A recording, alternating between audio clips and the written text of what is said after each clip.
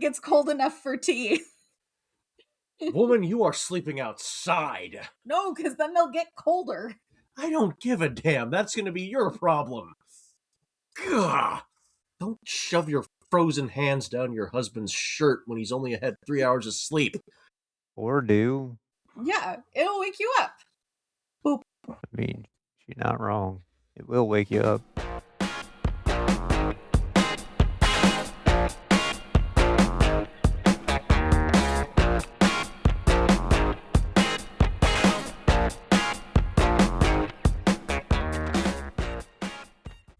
Welcome to Two Men and an English Major, the show where a woman with 2 literature degrees attempts to educate 2 clueless men about the stories that everyone says they should read. Hi, I'm Ben. I'm the husband. I'm Lynn. I'm the English major. And I am Jordan, and I am the friend. It's been a little bit just because summer is throwing off our schedule a bit, and we are prepping to do a big road trip.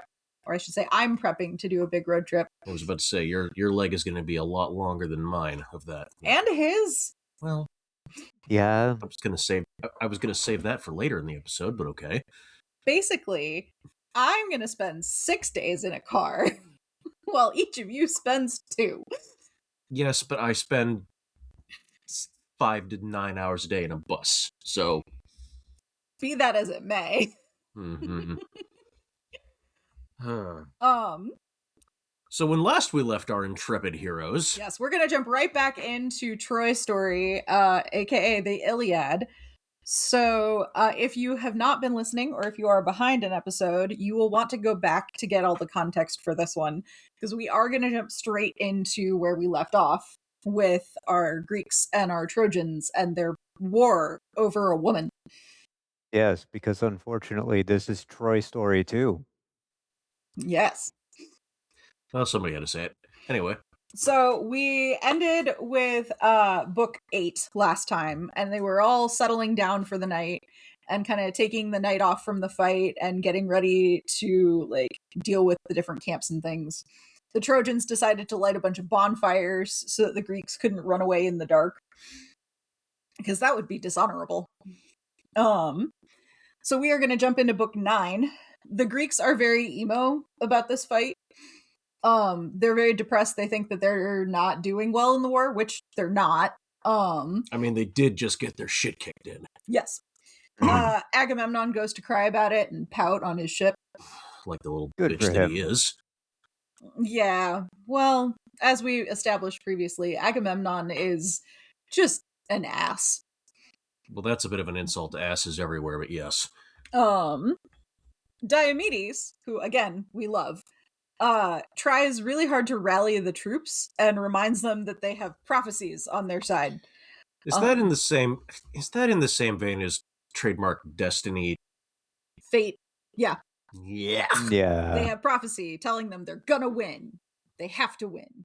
Uh-huh. Press X to doubt. Yeah, the Greeks have this trope in their drama. Greeks are also known for establishing, the rules of logic and the rules of, critical thinking skills, so logical patterns and, formalized logic. So a lot of their stories include vague prophecies that people interpret poorly. Oh, that old chestnut. Or they interpret them literally and don't actually see the logic until afterwards. So no matter what, they're too dumb for their own good. Yeah, a little bit. And we still hate them for it to this day. Yes. Yeah, they started that trope, and it continues on into all sorts of media today. Nestor agrees with Diomedes and seconds this. He adds that they need to get Achilles back in the game because, as we established last time, Achilles is pouting in his tent because his woman got stolen from him by Agamemnon. Well, good luck with that, boys. Agamemnon decides that instead of giving back the woman he took from Achilles, he's gonna offer Achilles a bunch of stuff. Treasure, gold, all these things, essentially saying, here, you can have all this crap if you come back and fight for us again. That's not equal. No. Also, that's very poor bribery. Well, according to Greek custom, refusing that the amount of treasure he offers to Achilles is just exorbitant. It would be like it's a literal king's ransom. It would be basically like saying, if your governor or your general or whoever was in charge of you said, I'm going to give you a gajillion dollars to go do this thing, and you'll be set for life, and you'll have 100% coverage on your healthcare, everything will be great if you just do this one thing for me. And Achilles says, no, I want my woman. So, typical Greek frat boy. Yeah. Odysseus, Great Ajax, and a guy named Phoenix are sent to barter with Achilles. I knew a guy named Phoenix in college. Yeah. It's one of those names that has continued to be used to this day. I lived in Phoenix for 3 years. Well, that's a city. Yes, I know. Yeah. I was also young. Mm. But I love that they're the ones sent to barter with Achilles. Agamemnon doesn't even do his own deals. Well, no, of course not. That would be admitting that he was wrong, and we can't have that. Never. Achilles is in his tent being emo. Like, quite literally, it's described that he is playing the lyre and he's playing mournful, sad music and hanging out with his best friend, Patroclus. Yeah, best friend. I'm sure that's... Yeah, those air quotes are doing a lot of heavy lifting right there. Achilles and Patroclus are one of those debates that scholars have been having since, like, pre-Victorian era. And whether or not they are lovers. Written. I mean, given what we know about the culture and the time, and I don't understand why it is still a debate, but okay. I would argue that the best evidence for why it's not a debate is the aftermath of the story. Well, we're not there yet. We're not there yet, but I will continue to reference back. If you are interested in a really good adaptation of the story of Achilles and Patroclus that definitely leans into the they were lovers thing, read Song of Achilles. It's beautiful. Okay. It's by the same woman who wrote Circe, which is an adaptation of the story of Circe, the witch that Odysseus runs into. Okay. And I read that one and cried. Oh my. Just Greek adaptations are having a whole like revival right now. Adapting ancient Greek stories is coming back into fashion. Don't know what that says about our culture. Probably nothing good. No, probably not. In any case, Achilles outright refuses the offer that they give them, obviously. He has declared he's going to do the worst thing ever. He is going to go home and have a long, boring life that nobody remembers. Cool. Good for you, buddy. I mean, that doesn't sound terrible, but... Basically, there was a prophecy over Achilles that said he would end one of two ways. Either he would go to this war and he would fight in this war and he would die here, but his story would be told for thousands of years. Or he would go home, live a boring life, and no one would remember him. And in Greek culture, being remembered for your heroic deeds was more important. So he basically gives a threat saying, yeah, I'm not going to die in this war. I'm going to go home and rethink my life. Nice. Phoenix gets emotional about this and is really sad that Achilles is threatening to leave and be boring. Tries to, pull a pity card. No, you are not going to out-emo Achilles. The only character we have met that even comes close is Prince Hamlet. And... oh, I have so many more characters that can out-emo both of these men. That's terrifying. Yeah, I don't doubt that. Othello. Just wait till we get to Othello. Oh, no. And maybe Macbeth. Though Macbeth is more of an arrogance thing, not an emo thing. Yeah, no, he just... also... The chapter essentially ends with Achilles declaring that Agamemnon is an ass and I don't want any of his crap. I mean, Fair. It's an overreaction, understatement of the century, but I can see where Achilles is coming from. Mm-hmm. Book 10 is like a filler episode in an anime. Oh dear. So it's like 99% of One Piece. Yeah. Well, it's like a side mission. So basically, we've created this problem of we need to beat the Trojans and we need Achilles to do it, and Achilles is refusing. So now we're going to cut away from Achilles and the main plot and go have some side character shenanigans for a bit. So we're going from playing Final Fantasy VII to Metal Gear Solid? Yes. Ooh, that's a pivot. So we have the espionage interlude. Oof. So Nestor suggests that they send spies to the Trojan camp to see what's going on. Again, this is day one shit. I know. In military strategy. If you didn't listen to the first episode for some reason, just know we're 10 years into this war. Hector, on the other side, suggests that they send a scout to the Greek camp to figure out what's going on over there. And I suggest we send a meteor to both camps and end this shit permanently. I mean, just get Zeus on speed dial and have him drop a couple of lightning bolts. Zeus is busy, as you'll see in the next chapter. He can't be that busy. You'll find out. So Diomedes and Odysseus, or Odie as I like to call him, volunteer to be the spies for the Greeks.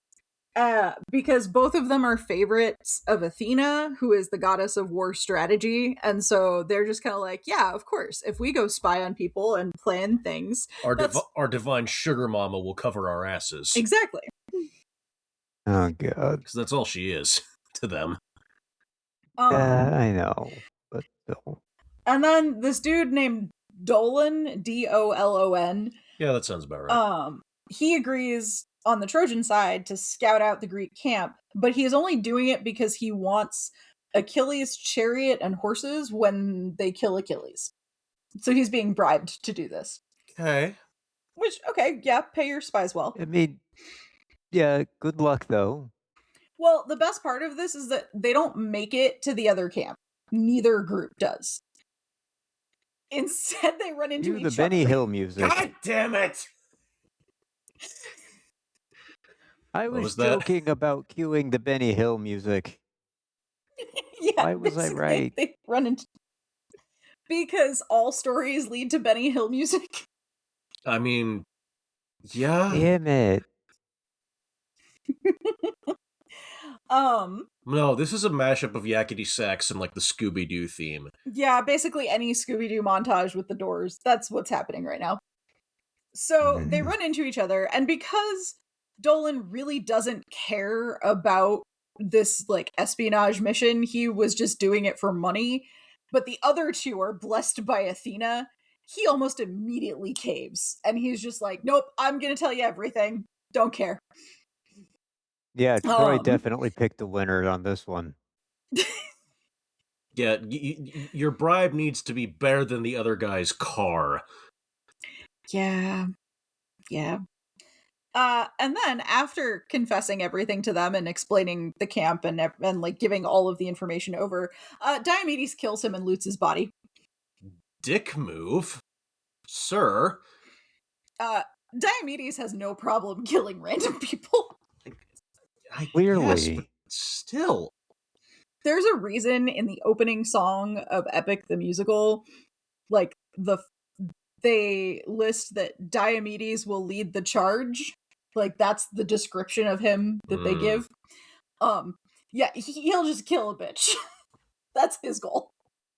He just run around shanking everyone. Shank a bitch, shank him in. I'm sorry. You are not editing that out. I hope not. So we Metal Gear Solid our way in the cardboard boxes over to the camp. So then Diomedes and Odysseus decide we've got some spare time and we don't actually need to go spy on the Trojans because we got all our information about them. So they go over to these allies, the Thracians, and Allies of Troy. Yes, allies of Troy. Go over to their camp, murder 12 soldiers and their king. That escalated quickly. Yeah, I'd hope they were Trojan allies and not Greek allies at this point. Yes, they're definitely Trojan allies. Look, with how stupid some of these people are. The best part is the mental picture I get at the next step, which is, so they murder 12 soldiers and the Thracian king, and then they steal the king's chariot and drive it back to the Greek camp before anybody else wakes up. So I just picture them riding back into the Greek camp in this epic chariot, like, woo! No one expected this. They were sent to spy on the Trojans, and they came back with a king's chariot.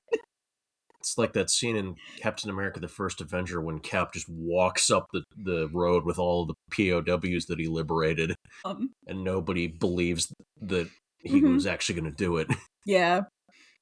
I think of it more as, like, we got the car, like, two guys who were sent to go spy on somebody's business coming back with a stolen Corvette. Like, Yeah, I mean, yeah, that's mission failed successfully. And I'm guessing the Greeks just sort of go, we'll take it. Yeah, Nestor counts this as a win. Yeah, okay. Of course they do. Why wouldn't they? So then we get book 11, which is hello, next morning. And because it's morning and daytime, that means that we can get back to fighting. We now return to your regularly scheduled plot. Zeus decides to rain blood on the Greeks. And What?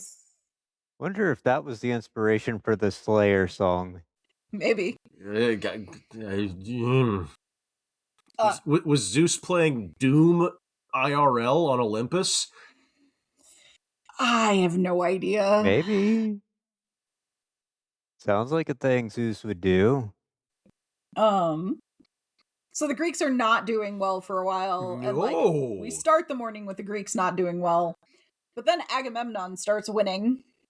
And Zeus sends Iris to go tell Hector to hold up, wait, chill. It'll be okay. Give it a minute. And then Agamemnon gets wounded. Yeah, of course he does.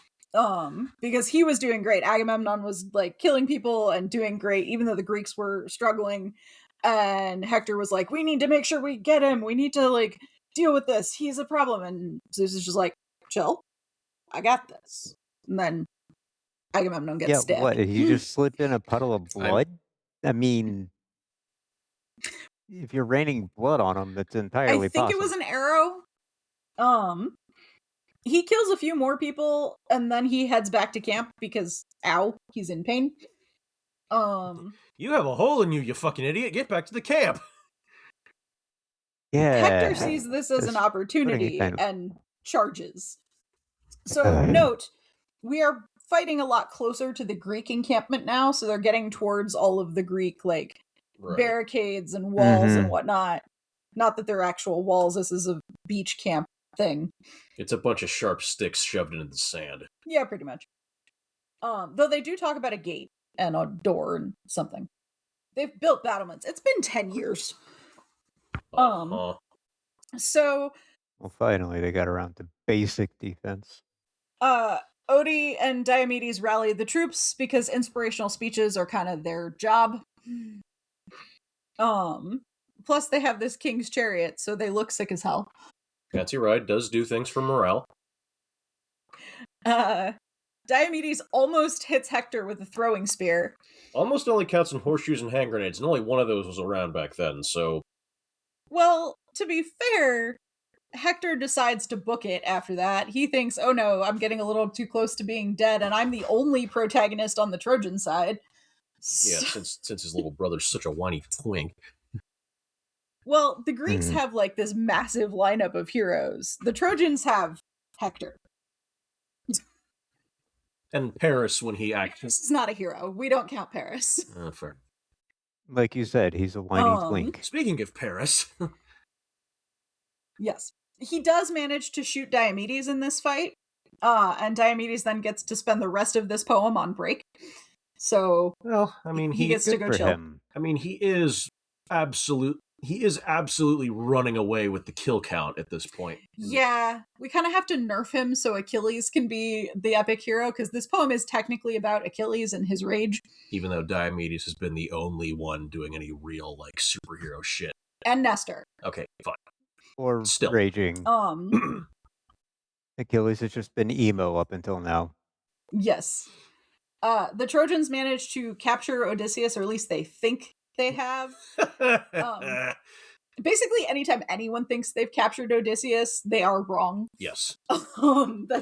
He is the slipperiest motherfucker in all of ancient Greek storytelling. This is one where he's not the reason he gets out of it. That's rare.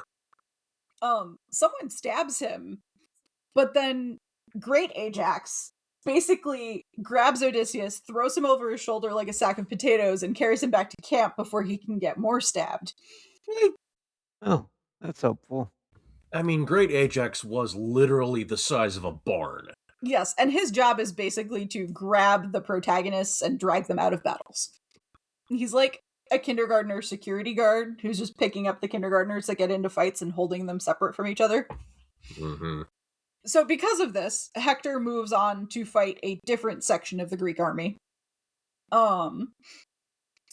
Macon, who is a healer, is wounded by Paris.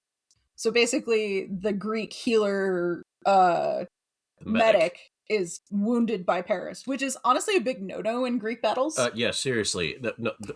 To this day, it's a no-no. Any and all forms of warfare, you don't shoot Doc unless you want the entire army to curb stomp your ass. Well, and even like the medic on the other side, if you win and you have killed their medic, you are now missing a person who can do medical care. Yeah. That set of skills is more important than what side they are on. Yes. So Nestor steps in to play ambulance and get this guy back. Because, again, he has that Corvette chariot. So he throws the healer onto the epic chariot and drives off. Now I just have a mental image of a Greek of somebody with a torch making wee-woo noises as they go by. I can't wait till we're famous enough for people on YouTube to make animations of the stories we're telling. Oh no. That'll be a terrifying day. It will be beautiful and you know it.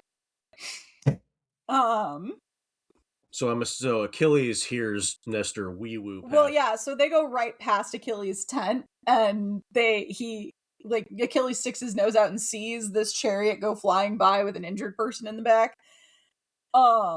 So Achilles, being the emo man who doesn't want to interact with anybody, he sends Patroclus to go investigate what's going on and figure it out.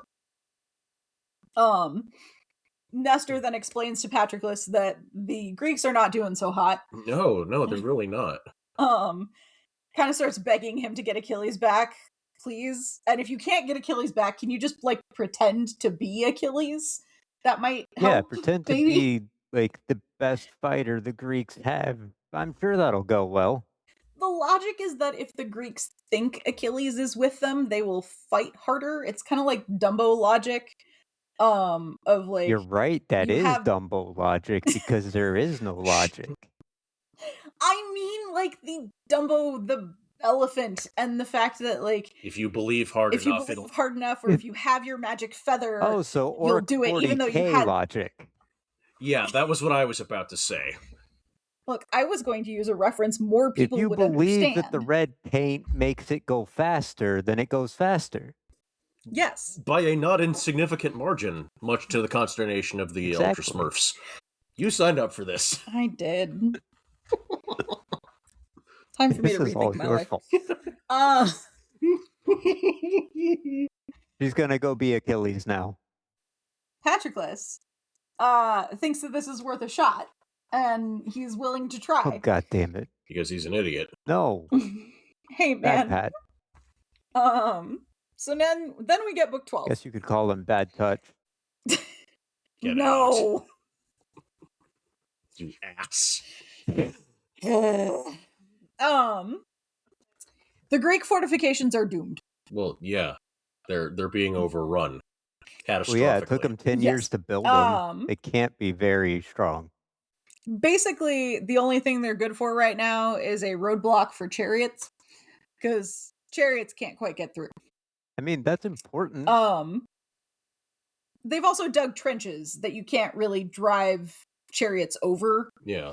However, Hector and Polydamas, who is like a Trojan side character, one of the commanders, junior commanders, they remember that people have this amazing thing called feet that are not going to get blocked by trenches.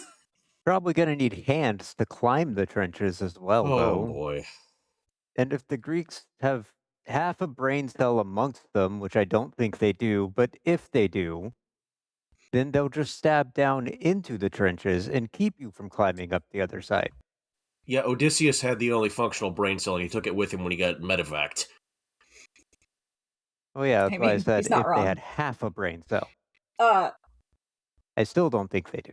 Oh, well, generous. Polydamas sees a snake get dropped out of the sky by an eagle that had like picked it up and murdered it. And he interprets this as a sign from the gods that they probably shouldn't do this. I mean, the eagle was one of Zeus's primary yes, symbols. Yeah. And the snake was one of Apollo's, and Apollo is the patron god of Troy. Ooh, that not good. Hector decides that we should do this anyway. God damn it, Hector. He's a genius. Two guys that we will probably never hear about again, Glaucus and Sarpedon. Yeah. Yeah, I think I'm pronouncing that correctly. They charge Glaucus the ramparts. Sounds like he has great foresight. Shut up! When did you develop all of the bad dad puns? I thought that was my job or Ben's job. I was about to say, don't you dare steal my thunder. You hate my puns. Yeah, because they're not up to snuff. Anyway, Menestheus, Great Ajax, and Teucer are trying to fight back, and they struggle. Sarpedon breaches the gates, and they manage to get through. Hector follows. He manages to shatter a gate with a boulder. What? Back up. I don't know. Where'd he get the boulder? Does he just? I don't know. Does he just pick up a giant rock and yeet it? I don't know. I'm pretty sure it came out of hammer space. So the Trojans start pouring through the gates and push the Greeks back to their ships. Mm-hmm. So we're having beach warfare now. Oh boy. Party time. So then we jump into book 13. Okay. We're moving quick on this one. Zeus declares that his work here is done, and he leaves. Okay. He's been watching this the whole time, but he's bored now. Of course he is. Sure. Poseidon, however, decides to step in. Oh, great. And he's a fan of the Ajaxes, both greater and lesser. He decides to give them a morale boost. Is that what we're calling it now? I can't call it meth. Not the way I was going, but all right. Yeah. The morale boost was needed, okay? The Greeks were all, like, cowering by their ships being crybabies. Is that not their default state of being? They were trying at one point. Yeah, Which that was point? not this point. Year one? Yeah, maybe. The Ajaxes, with their surge of morale boost, air quotes intended, drive Hector back. And Hector accidentally kills this dude, Amphimachus. Give me 3 guesses as to whose dad, who is his dad. Uh-oh. Did he prefer life in the ocean or on the land, though? Yeah, so he's Poseidon's kid. Ruh-roh, Raggy. Poseidon is not a fan of this. No. He is not happy about Hector killing his kid. In general, really, I thought Poseidon that would have gone over great. Look, Poseidon is one, when we get to the Odyssey, you'll have to remember this. Poseidon is the god where if you kill his kid, he holds a grudge forever. Yep. Or hurt his kid. Really? You don't even have to kill him. Yeah, you really don't have to kill him. You just have to do anything that pisses off his kid, and he is protector dad. Zeus doesn't give two shits. But Zeus also has too many kids to keep track of. Zeus doesn't give two shits about anything. 9 times out of 10. 99 times out of 100. Yeah. So Poseidon reacts really well to this murder of his son. He gives Idomeneus, which is another random Greek hero, superhuman rage. Oh, so he gives him Hulk powers. Yeah, because remember, Zeus told the gods they can't actually get onto the battlefield, so now they all have to just grant random heroes what they would want. You get a power up, and you get a power up, and you get a power up. Yeah. Idomeneus, though, doesn't go after Hector because he has his own vendettas to deal with. Of course he does.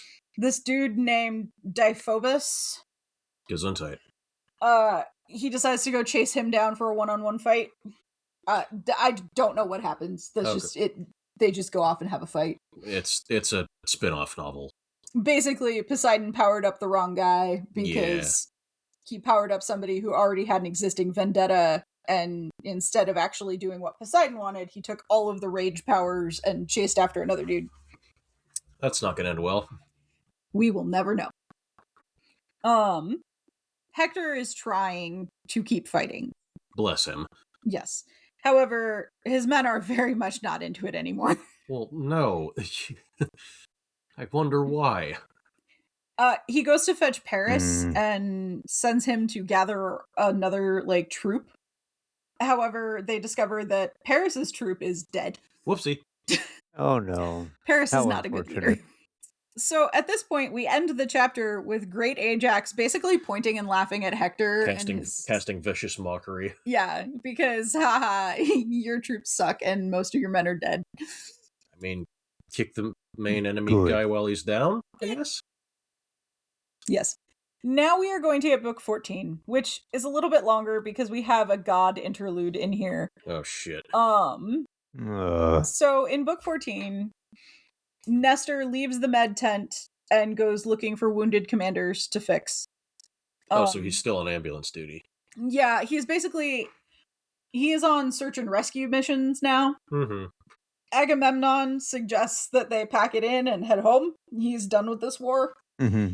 Odie calls him a little bitch for this. this. Gonna go over Rightfully so. The thing is, Agamemnon and Odie are also both injured, so Nestor is finding them having this fight while being stabbed and in pain.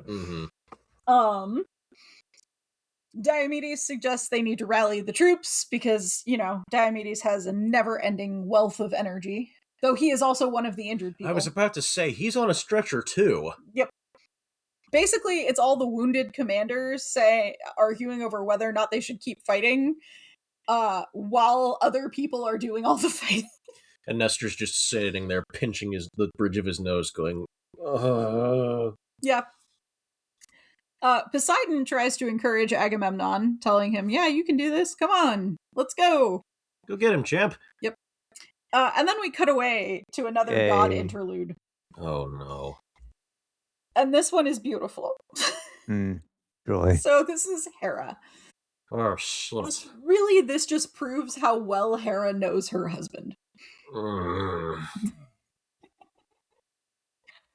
Because she sees Zeus is watching over Troy. And she decides to mess with him. Because remember, she's pro-Greek. Yeah. Zeus's loyalties are as fickle as the tides, even though they're not his domain. Yes. And currently he's supporting the Trojans. Okay. So she comes up with a dastardly plan to distract him. Mm-hmm. Step 1. She is going to get what I have affectionately deemed the breastband of horniness from Aphrodite.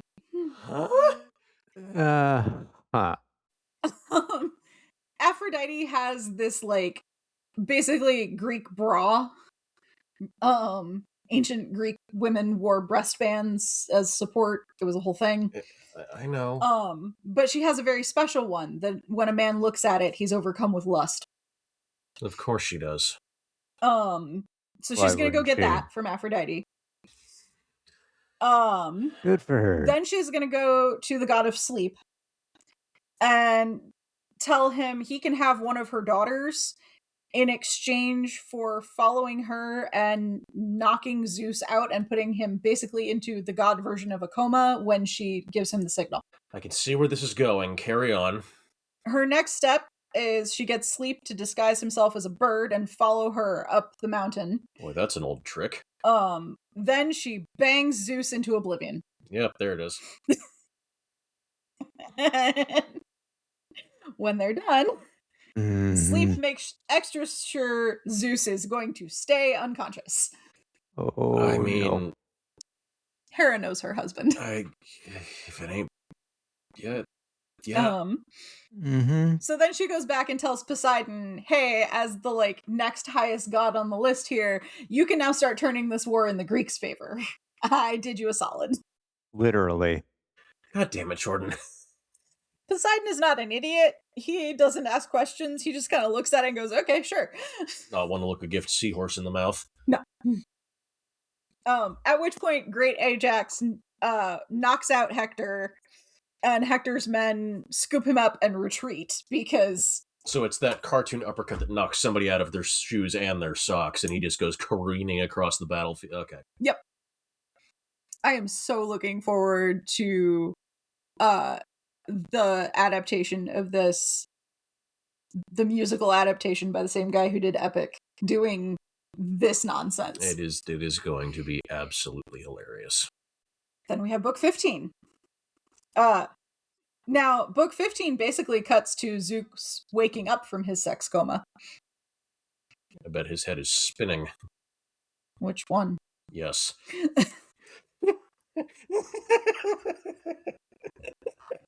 I think Jordan is frozen. Yeah, he's fine. No, he's just skeptical. All right. Hera tries to blame Poseidon. So she tries to say it was all his idea. Poseidon tricked me. I had nothing to do with this. Yeah, sure. Throw your brother-in-law under the bus. So then Zeus comforts Hera, tells her, "There, sweetheart. It's all good. You know I don't give two shits who wins this war." Then why are you supporting the Trojans? Because he feels like it. Because he's bipolar. He's a lying sack of shit, is what he is. No one is disagreeing with you on that. That's just a character trait of Zeus. Mm-hmm. He also spends a bit of this chapter giving plot spoilers. Rude. Yeah. He just tells Hera essentially how everything's gonna go. Apollo goes and gives Hector and his men a pep talk. Basically trying to help them cheer on and go forward. Same thing Poseidon was trying to do to Agamemnon. Yeah. Iris takes Zeus's message to Poseidon to lay off. We don't want this. Hector decides to lead a charge against the Greeks. Again. Yeah. Apollo steps in. He's not actually fighting. He's not going to break the rules and fight. But he steps in and scares the crap out of the Greeks. just appears over everybody and goes, boo. Basically. Nice. And I love my note here because I know exactly what this means. Everybody was kung fu fighting by their ships. God damn it, woman. Basically, they've gotten to the point where they're just punching each other. It's hand-to-hand combat now. Yeah. Jordan, you look ashamed of me. Why are you ashamed of me? Don't answer that. Zeus breaks Teucer's bow, and remember, Teucer is the epic archer of the Greeks. He's the Hawkeye. Yeah. Because he's about to shoot Hector, and basically he never misses. So Zeus has to break his bow to keep him from killing Hector. Doesn't that technically count as interfering? It's not fighting. Okay, break a bow, OP another hero. What's the difference? The mods are nerfing. Clearly. Ajax starts shouting encouragement from the deck of his ship. Because that's about all he can do right now. Mm-hmm. Hector rallies the Trojans, and they advance. Oh no. We only have one more chapter for this book, or for this episode of Troy Story. So, book 16. This is where we're gonna get a turn in the war. Okay. Really dark turn. Yeah. Not that this has been all sunshine and roses up until this point. Yeah, this has been real happy up until now. This is where shit really hits the fan. Patroclus goes to Achilles and says, so if you're not going to go fight, can I at least borrow your armor, since you're not using it? God damn it, Patroclus. Achilles tells him, you can do that as long as you are just saving the ships. Because Achilles, remember, has a plan to go home. Mm-hmm. He kind of needs his ship to do that. Just a little bit. You can't really walk from Troy to wherever. You will find that Odysseus makes this entire trip from Troy home just a series of bad directions. That's not this episode, but yes. No. No. Achilles decides to when he tells Patroclus, go save the ships, you can take my armor, literally, like, the next shot is the ships starting to catch on fire. Oh, shit. So Achilles sends his Myrmidon, or all of his elite soldiers, with Patroclus, just to be sure. I mean, yeah. And then he goes and prays to Zeus that Patroclus and the ships remain unharmed. Note, anytime someone prays to the gods for something, it is probably foreshadowing. No, really? Probably a bad thing. Zeus only has room for one salvation today. Mm-hmm. And guess who it isn't? Yeah. The Trojans piss themselves at the sight of Achilles. I mean, valid reaction. Well, Achilles has this epic armor. Like, he is very iconic. You know him from across a battlefield. You can, no matter if everyone is literally covered head to toe in blood and gore and you can't tell anybody apart, you'll still know who Achilles is. Yeah. It's really important to remember, too, that the era of Greek, like, this is Bronze Age Greek armor that they would be in, which is extremely colorful. Oh, yeah. Like, this is not your Roman soldiers with the broom head things and lots of leather plating. This is, like, bright colors, and you would identify people by their armor. Yeah, no, that was how you knew not to stab somebody on the battlefield, was if you were wearing the right colors. Mm-hmm. I am very annoyed with the Christopher Nolan adaptation of The Odyssey that is coming out in, like, 2 weeks. It's Nolan. It's gonna be gray and brown, and no, the man doesn't believe in the existence of color. I've had this rant about Man of Steel. Don't worry. He claimed that this would be the most historically accurate adaptation of the Odyssey. We're going with history, not myth. So we're cutting out all of that magic and gods and nonsense, and we're going to do it that way. Bullshit.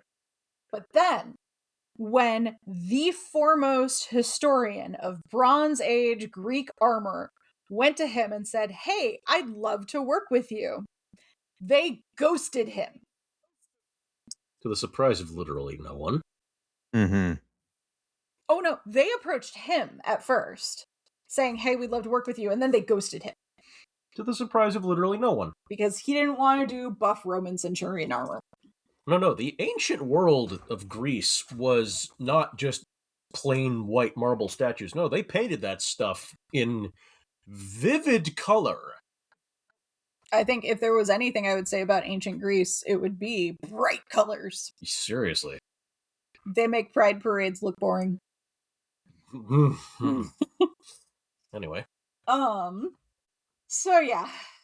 Hector tries to retreat because, they've spotted Achilles now. Oh, shit! However, this traps the Trojans in a trench. Whoopsie. Try saying that 10 times fast. No, we're being recorded. I don't think I will. Hush. Zeus thinks about saving his son, Sarpedon. He kind of, temporarily contemplates the idea, and then Hera convinces him that that's unfair. I mean, she is all for his bastards getting offed, so... Also, Poseidon's kid got killed, so... Fair's fair.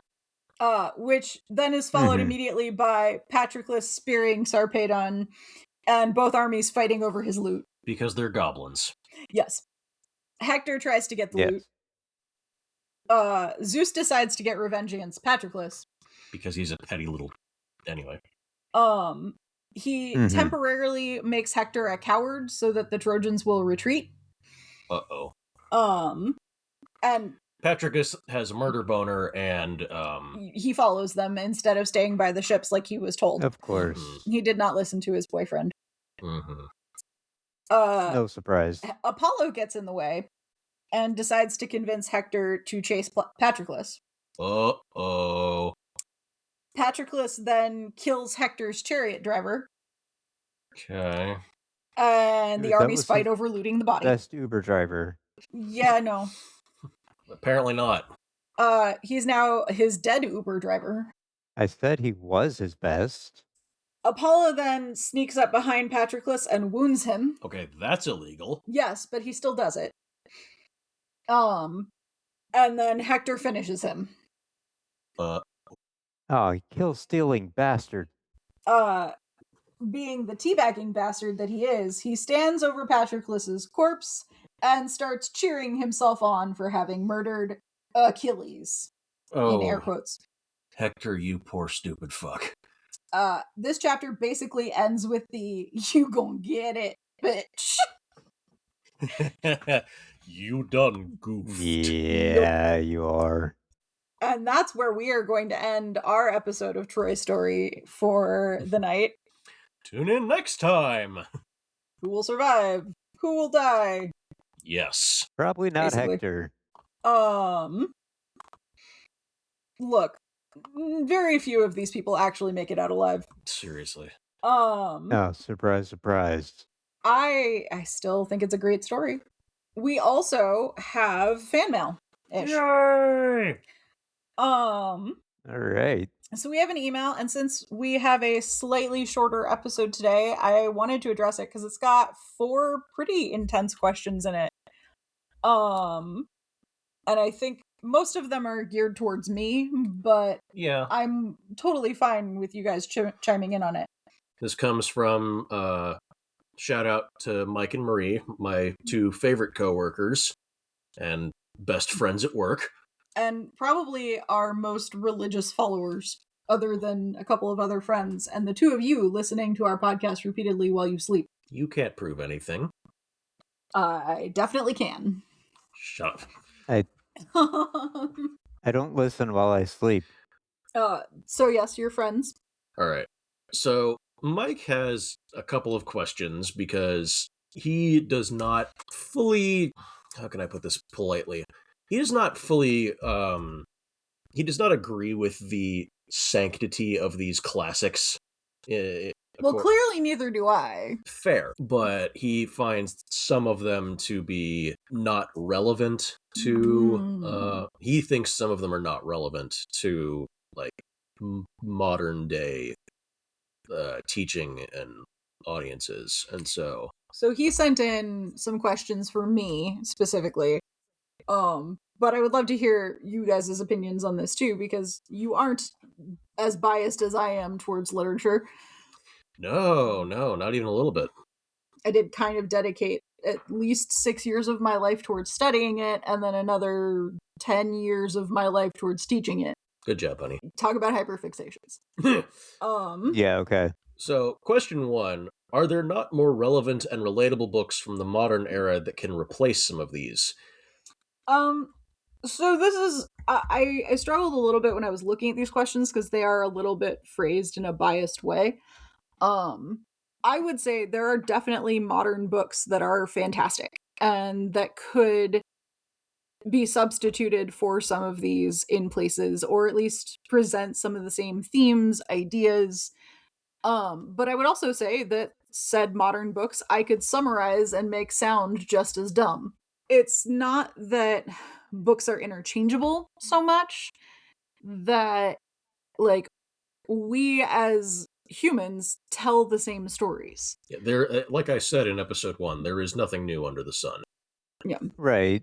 And to add on to your point, Lynn, thematically, you're going to run across the same thing over and over again. Mm-hmm. Pretty much, It's the it's human just the experience. setting that is going to change. Mm-hmm. So I wouldn't say that you're going to have, I wouldn't say that you can necessarily replace these books with books from the modern era. All stories Because are a product the of their time. same, but thematically, you're running into the same things. Yeah. Yeah. So I will also throw in from a super, like, long-term academic and, like, this is what I studied perspective. I didn't just study the classics. That wasn't what I focused on. No, you cast a fairly wide net. And not even that. I studied adaptation and how stories are told and the entire concept of retelling stories in new ways and making old stories like this relevant. My master's degree is in taking stories that are in a written form, using literary tropes, using the themes and styles, and how do you convert them to a different medium? How do you make them into a TV show? How do you make them into a movie? How do you make them into a video game? Things like that. And make them into a comic book. Like there's it becomes a translation experiment. Yeah. And that's kind of what we do with this podcast is like, how do we take these stories and quote unquote translate them into something easy to understand?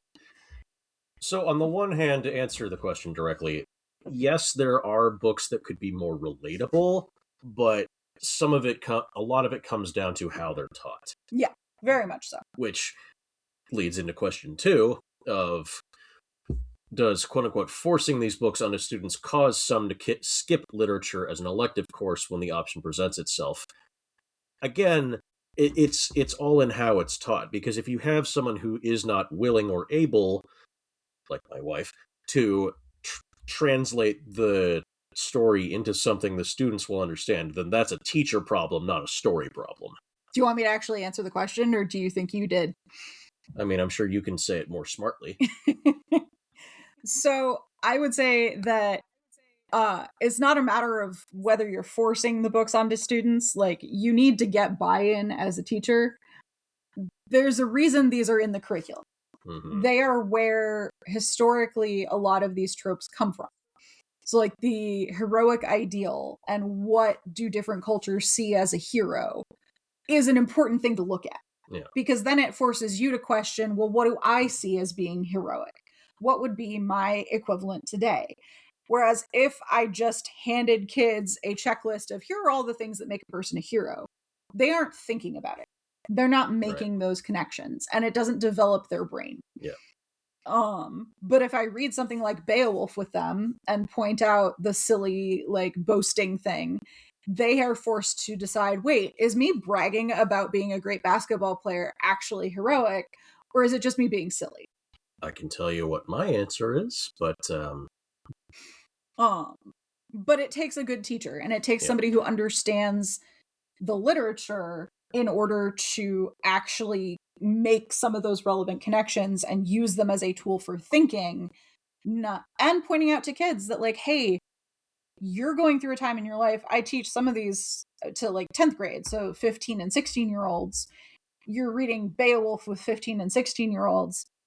They're going through a time in their life where they feel like everything they go through is new, and they're the only person who's ever felt this way.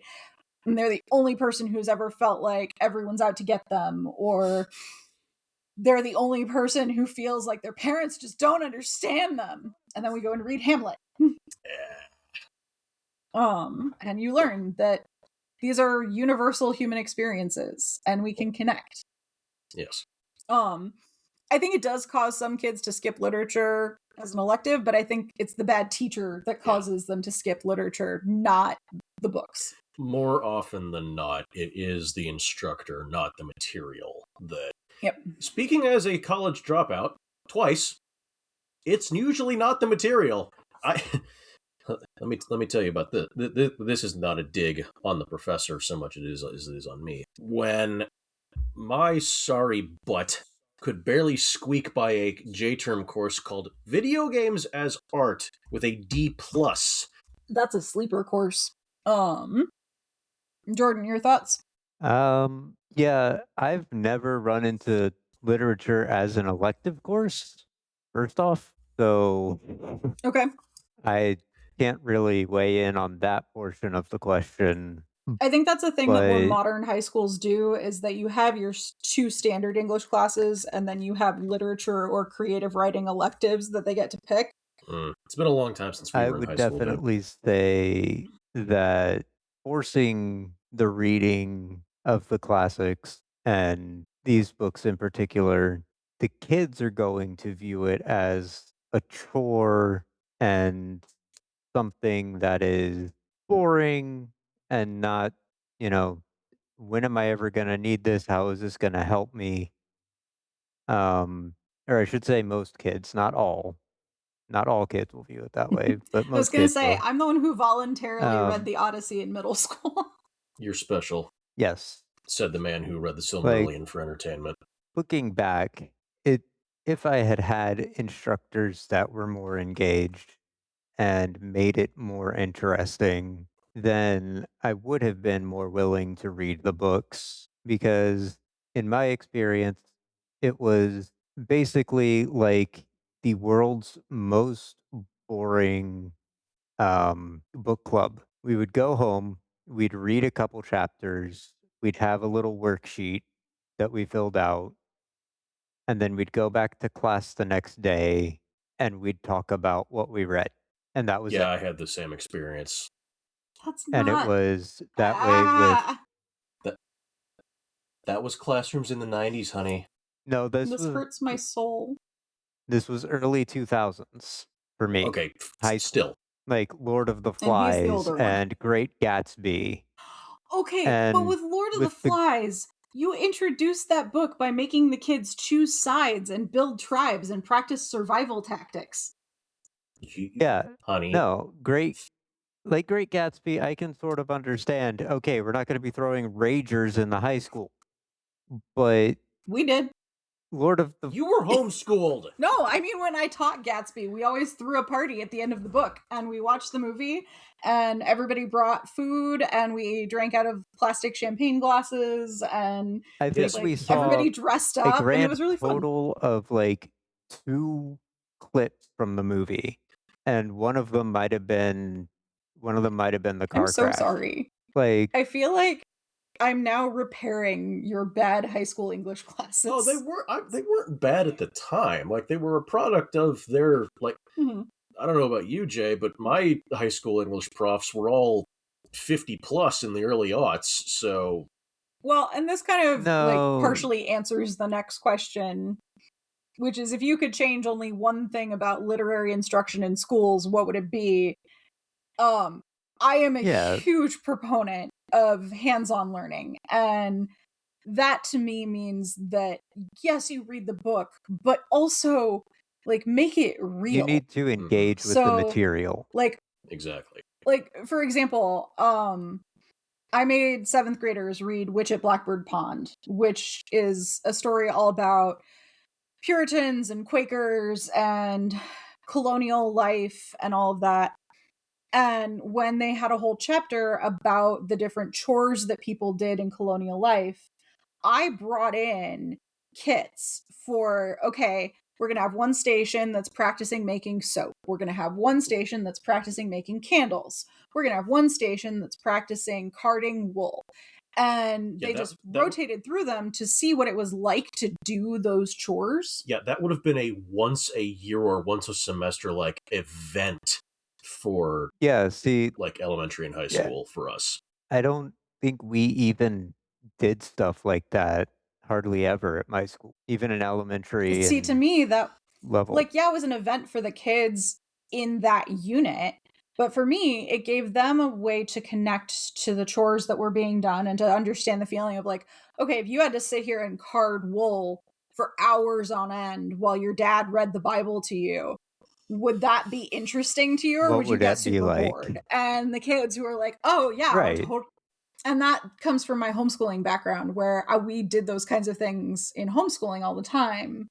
So I brought that into the classroom when I started teaching.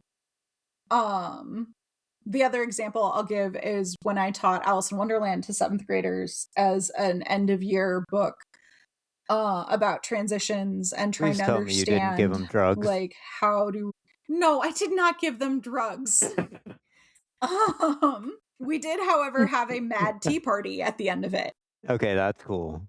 I dressed up as the Red Queen, or the Queen of Hearts, and I bossed them around throughout the whole tea party, and like I would make up rules on the spot that they had to follow. And you played the hell out of Calvin Ball with them. Oh yeah, it was amazing. And it was very much coming straight out of the book. Like, okay, what would it be like to go to a party where you don't know what all the rules are, and you don't know if you're breaking the rules or being rude, or like how to handle yourself. Right.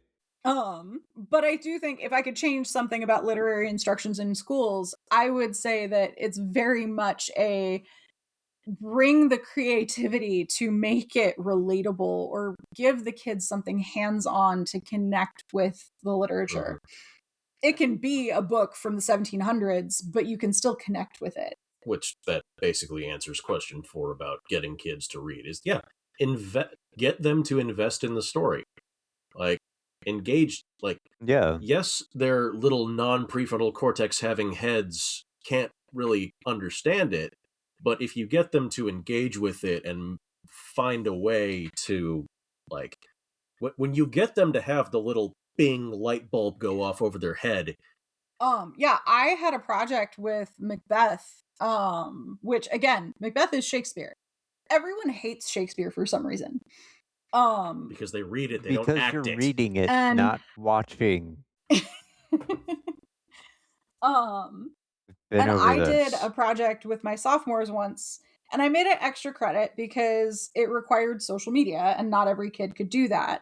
Some of them got their parents to help so that they could, but it was a creative project where they had to make either a Facebook, an Instagram, or a Twitter at the time for a character from the book, and post at least one post from each act. Oh, that sounds amazing. Yeah, so like I have access to all these old like Macbeth statements and the profile of Macbeth, King of the Scots, and the picture they picked for him, and like they had to put everything into the bio and show who it was, and like pick a username that seemed like it would be something Macbeth would choose. That's amazing. Or Lady Macbeth or Macduff or whoever. And I got that idea from reading a book called, I actually have the book over here. I have a book called Ophelia Joined the Group Maidens Who Don't Float. What the fuck? That sounds like a Stephen King novel. Seriously? It's all classic literature retold as social media posts. And so, like, it's from Facebook several generations back of Facebook. This is like Gen 1, Gen 2. But it gave me the idea of having kids do that, to translate it, to understand it. So they really had to understand the text in order to post as modern day Macbeth. It's beautiful. I love that book, but literally it's just this one jokey book I grabbed off of a gift shop shelf, determined assignments that I would give kids. Yeah. I gave bonus points if somebody did Macbeth and another person did another character, and they made their people interact on the social media. Oh, jeez. So they could have a history or a trail. So like if somebody made a profile for Lady Macbeth and somebody made a profile for King Macbeth, and they marked them as married.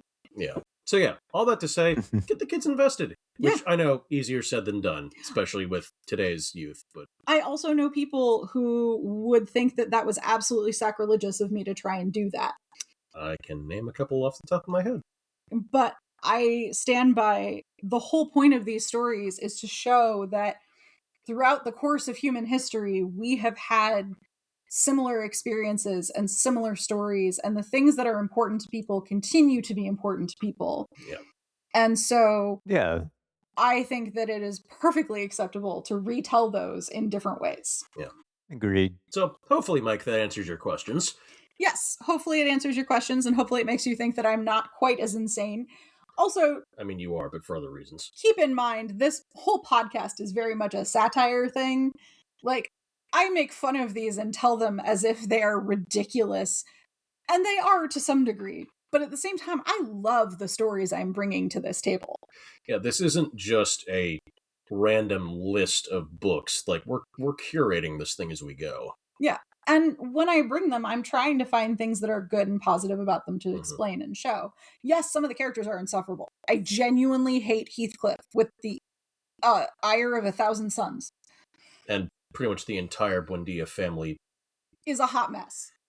I was about to say tree, but it's more of an ivy trellis. It's more of an ivy trellis, but at the same time, those stories are showing important things. Yeah. Like Heathcliff's story in Wuthering Heights is showing the danger of obsessive love.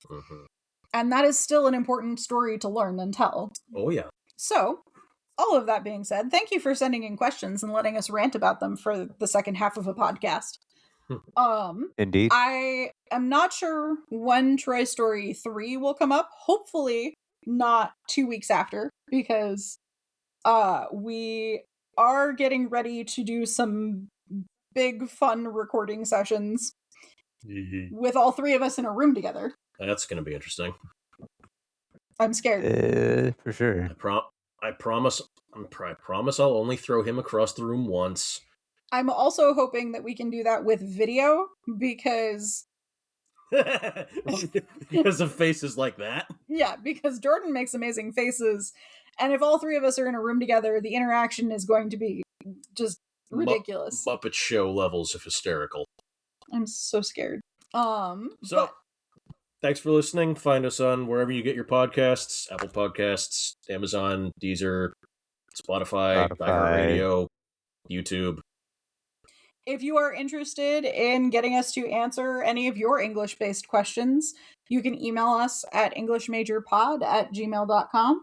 And clearly, we do check them. Yes. Join us next time for Troy Story 3. When everybody dies. Not quite. Yay! Oh.